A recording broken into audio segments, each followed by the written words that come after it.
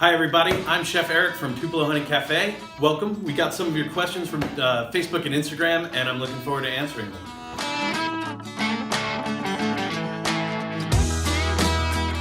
We took a little bit of a risk with our stuffing one year, and we made an apple cider pumpernickel rye bread stuffing. And basically, we ground sausage, cooked off the sausage, added fresh apples, fresh celery, and then 2 different kinds of bread, and used, instead of chicken broth or turkey broth to wet and moisten the stuffing, we used apple cider, and it's unbelievable. It's got a sweet and savory profile that's really, really a great complement to our Thanksgiving table.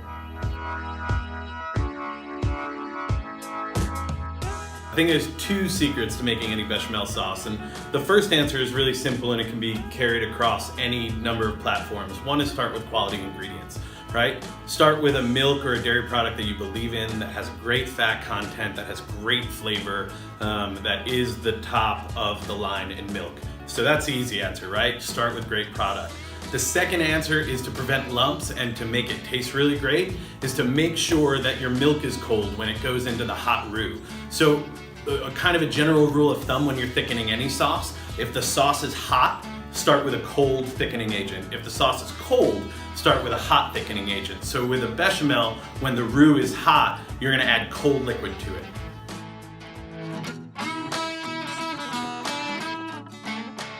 I think the only way to make sure you're gonna get a perfect prime rib or a perfect roast is to make sure you're temping it and not leaving it up to the culinary gods.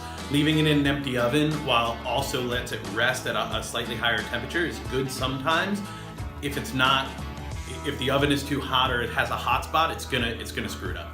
So a perfect medium rare on your roast is making sure you're using a meat thermometer in the absolute middle of the roast, and if you take it to 118 degrees and then you pull it out of the oven and let it sit and rest at room temperature for almost an hour, if not an hour and 10 minutes, that'll carry over cook another 10 to 12 degrees and get to a perfect medium rare at 130 degrees when you're ready to serve it.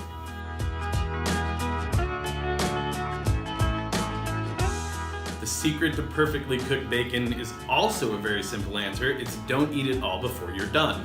No, it's perfectly cooked bacon. My favorite way to cook it is an oven on a cookie sheet at about 350 degrees from, depending on thickness, anywhere between 10 and 15 minutes. And you know, everybody is very picky about their doneness preference of bacon, so don't be afraid to pull it early for the people that don't like it as cooked and leave it in a little bit later for the crispy people.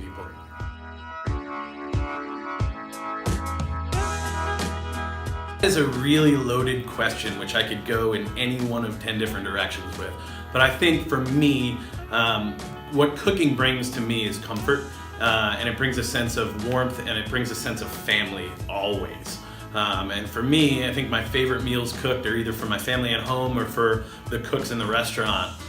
Yes, the guests are important, no doubt, but when you cook for each other and build a sense of community, it's the most important meal you can cook every day. So the one dish in my world that probably denotes that amount of comfort and family is a pasta ragu, which is usually, in my world, just broccoli rabe and sausage cooked down with fresh tomatoes and made with rigatoni and served family style.